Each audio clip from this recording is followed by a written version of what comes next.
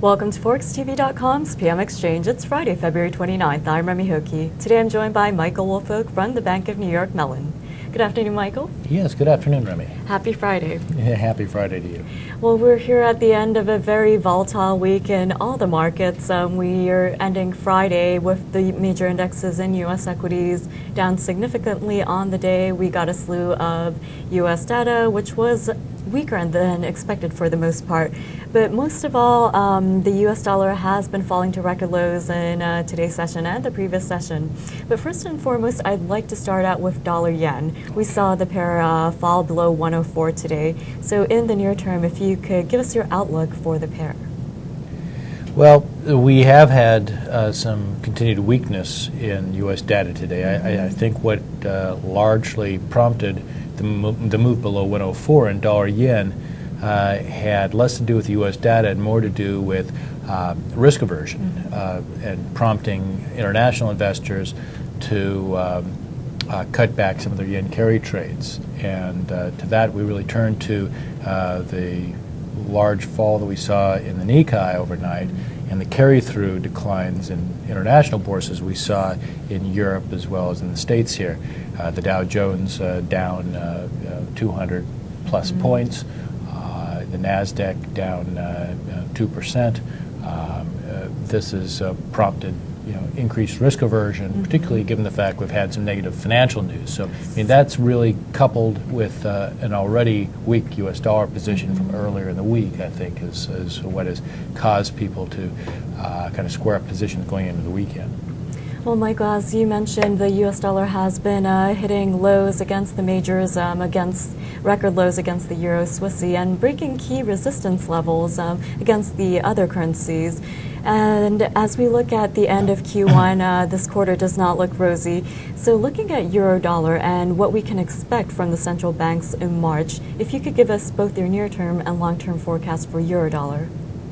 Yeah, well, with respect to the euro dollar in the coming week, we think that we see maybe a range of 150 to 153.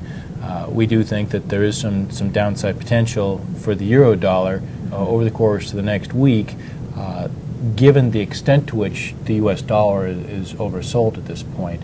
We think that those holding short dollar positions going into the weekend will likely be taking profit sometime next week, and likely it's going to be on some of the U.S. data on employment that is likely to show that things aren't quite as dreary as we'd earlier thought. I mean, we have ISM manufacturing, non-manufacturing, ADP, and then, of course, the most important release for next week out of the U.S. market, at least, which is non-farm payrolls on Friday. We think that one, if not more, of those reports will have something positive to say about the state of the labor market. We are still creating jobs in the economy, clearly not at the pace that we've been used to over the last several years, but I think that the previous month's non-farm payrolls doesn't truly reflect the current conditions. So expect maybe 150 on the downside for the euro dollar. Okay, now that we've covered dollar-yen as well as euro-dollar, if we could shift our focus over to cable. And also with the BoE meeting coming up in March, give us your fundamental outlook for the sterling, both against the U.S. currency as well as the euro. Well, keep in mind that sterling was taken from its recent highs at 211 all the way down below 195 because of a very abrupt shift in sentiment with respect to monetary policy at the Bank of England. Whereas early in the fourth quarter, we were still of the opinion that the Bank of England could continue raising interest rates. They actually contributed to a round of rate cuts with the Fed and Bank of Canada. We've had some soft data out of the UK over the past several months, and inflation seems to be reasonably under control. However, broad-based dollar weakness has pushed cable back up towards the 200 level. We think that the range there is going to be about 196 on the downside, 199.50 on the top side. Again, the same type of scenario with the euro-dollar analysis, that market players will be eyeing U.S. data for an opportunity to sell their short dollar positions and take profit, essentially. We think that a 200 in cable probably will not be achievable this coming week. That's just simply too far, too fast.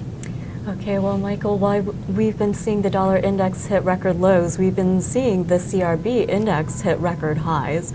And so if we could talk about the dollar block currencies, this week we saw Aussie dollar regain strength and go above 94, closer to the 95 level. So for the near term, for the Aussie currency as well as CAD and Kiwi against the U.S. currency, if you could give us your forecast. Well, it appears that the RBA will be continuing to raise interest rates. We expect at their next meeting another 25 basis point rate hike. That will certainly underpin buying for the Aussie. We think that elevated commodity prices, certainly gold prices, and the CRB index, which, by the way, it's just a matter of what commodity you wish to pick. There's going to be one commodity that's up 2 or 3% on any given day. The CRB has just been soaring here, whether it's gold one day, oil the next, soybeans. It really has been remarkable. Wheat has been also very volatile recently. So we expect to see the CRB higher. In the near term, supporting the Aussie dollar, we see a range next week of 92 cents up to as high as 95 cents. Okay, Michael, last but not least, before we wrap it up, you mentioned the CRB index and commodities soaring. We've seen NYMEX crude oil hit record highs, and earlier today we saw crude hit 103 a barrel, and gold does continue to rise. But this brings forth the topic of inflation as opposed to what we're seeing in growth here in the U.S. And stagflation has been a term that's been thrown around this week, which Bernanke did dismiss. But what is your take on stagflation, and what is the reality right now? Well, at the risk of being somewhat irreverent here, one of Bernanke's responsibilities as chairman of the Fed certainly is during bad times to become something of a cheerleader. And I think the irreverent part here is that I think that not only has Bernanke borrowed Greenspan's hand-me-down cheerleader outfit, but he's had a custom tailor-made one for himself, and he's gotten very good at cheerleading the U.S. economy.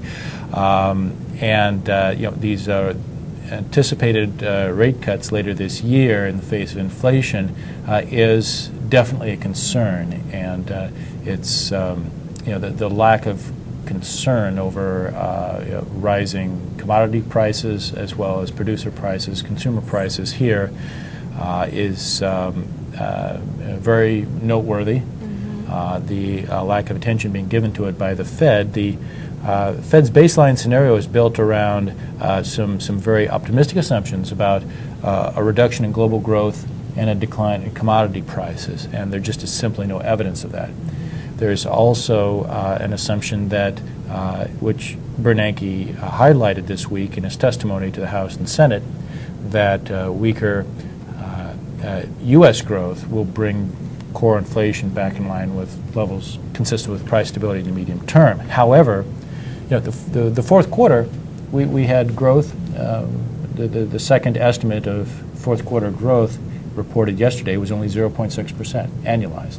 This is down significantly from the 4.9% number that we saw in the third quarter. And there's every evidence after the first 2 months now have passed in the first quarter, things have even gotten worse. We've slowed down further. Yet, where is core inflation? Has core inflation declined on that weaker growth? Absolutely not. Producer prices came out this week, 7.4% year on year for the headline. CPI was last week, was at a very elevated level. So we're just not seeing that. And I think the concern had been up until yesterday that we had heard a conspicuous absence of acknowledgement by the Fed of the risk to inflation. Finally today, what we have heard from Fed speakers, Evans, from Poole, and others, is now what appears to be a somewhat coordinated discussion of the upside risk to inflation. At some point down the road, whether it's the third quarter or the fourth quarter this year, maybe the first part of next year, the Fed may be forced to reverse some of this monetary easing once the the financial crisis has passed. Okay, Michael, thank you very much for all your insight and analysis. Yeah, thank you very much for inviting me. Have a great weekend. And you do the same. This has been your Forex News with Michael Woolfolk from the Bank of New York Mellon. Next up, we have your equities and commodities wrap-up for the day. U.S. stocks took a tumble today with the major indexes ending down by over 2.5%. Jitters over the U.S. economy on the heels of weak economic data and disappointing results from corporate earnings all dragged stocks into the red. Today, the Commerce Department reported that personal spending rose 0.4% in January, while personal income rose 0.3%. Now, core PCE and inflation gauge rose 0.4% following the unrevised rise of 0.3% in December. PCE is up 3.7% year over year. And Chicago PMI tumbled down to 44.5 in February from 51.5 in the previous month. And the University of Michigan's Consumer Sentiment Index fell to a 16-year low, coming in at 70.8 from the 78.4 in January. At the closing bell, the Dow Jones Industrial Average tumbled 315.79 to close at 12,266.39. The Nasdaq declined 60.09 to end the day at 2,271.48. And the S&P 500 ended down by 37.06 points at 1330.62. In the fixed income market, U.S. Treasury bonds rallied as stocks sold off across the board. Disappointing corporate earnings reports and weak U.S. data saw Treasuries soar on the day. The 10-year benchmark Treasury note rallied with its yield up at 3.52% from 3.67% late in the previous session. The 30-year long bond also soared with its yield down at 4.42 from 4.52%. And the 2-year note gained with its yield down at 1.64 from 1.87% late Thursday. Taking a look at energy, NYMEX crude oil futures ended lower on the day after hitting a record high of $103.05 a barrel overnight. Recent record lows for the U.S. currency saw increased spec buying and also pushed crude oil futures higher. And adding to earlier gains, there was news that a major export pipeline in Ecuador had halted operations overnight. April crude fell 75 cents to end today's session down at 101.84 a barrel.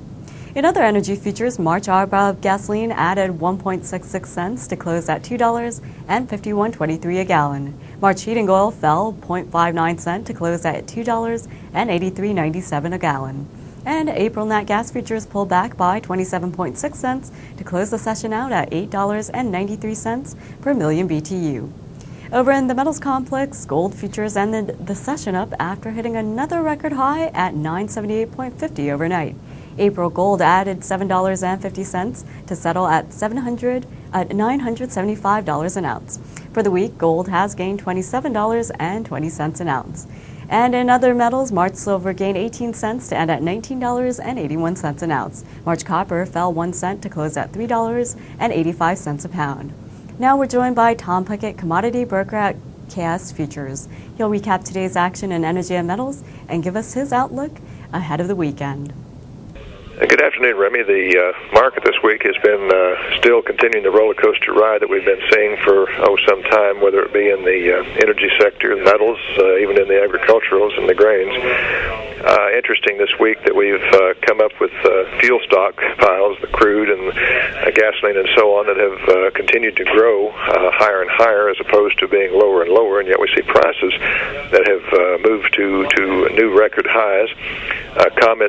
One comment was made this week that we have bulging fuel stockpiles, and they're looking at that in the context of lack of use, perhaps because of what's called economy slowing, which really is more specifically what I think is a temporary finance and real estate economy slowing. Everything else seems to be doing well, and yet in spite of the fact that things are supposedly slowing down, we hit record highs this week in the crude oil. We've been $1.03 and over in the futures, and so it doesn't follow the so-called school of traditional thought. Stocks this week rose in crude oil for the 7th week in a row, and gasoline stocks were up for the 16th week in a row. And yet we've got prices climbing, and it's generally thought that most of this is based upon speculative positions. And the specs basically seem to be controlling the market, or to some extent. And certainly there's some investment groups and things like that working in there as well that are just looking for higher prices. If we get to a place where we might see the price begin to stabilize, I don't know that we're going to double the price of crude, don't know that we're going to double the price of gold, at least not right now. We may be reaching at least a hiatus for a while, which may cause long positions to be liquidated to bank the money, basically.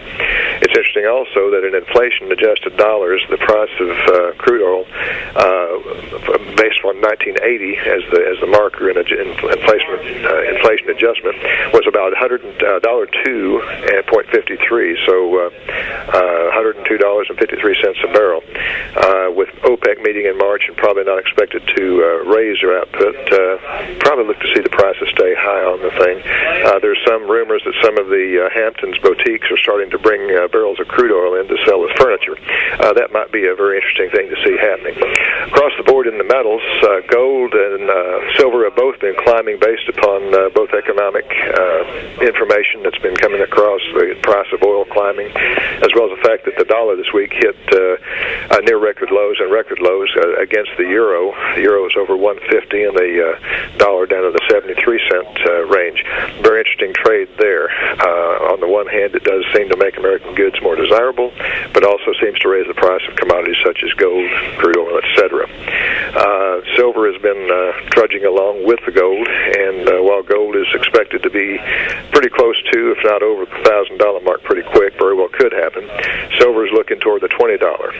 Industrial use of silver is up, and with the policies and fiscal and monetary projections and things in government, we do expect the prices to hold probably for a while. It's interesting to know that this last week or so that platinum fell over 2% in one day's trade. So copper has come off a 21-month high, so the fact of the climbing markets may become, a place where we see a little bit of a sell-off, if not just a reversal of market. I don't think that's going to happen right away, but definitely we can see some profit taking. In the grains, interesting enough, the wheat has been kind of the lead dog, especially Minneapolis, Kansas City, as well as Chicago, trading into the $11, $12, $13 range. Yet for the last couple of days, we've had good sell-offs, strong sell-offs in all the markets. Some think the high is in for the grains, especially the wheat.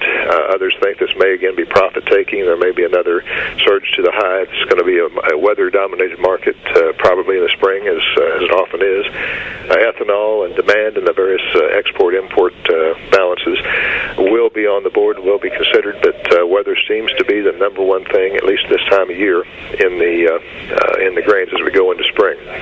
So kind of a guesstimate would simply be look for the grains to possibly hold and start to go back up to test the highs, could go to newer highs. Don't see that we're going to just race ahead and do the same thing again, but at the same time I do think we will see a test of the high prices that we've seen. So as we finish the week this week, just flipping the coin for next week, I think we'll see more of the same. So Remy, thanks very much. That was Tom Puckett, commodity broker at KS Futures, with his commodities commentary. And that's it for today's edition of PM Exchange. I'm Remy Hokie. Join us Monday morning for our latest news update right here on ForexTV.com. Have a great weekend.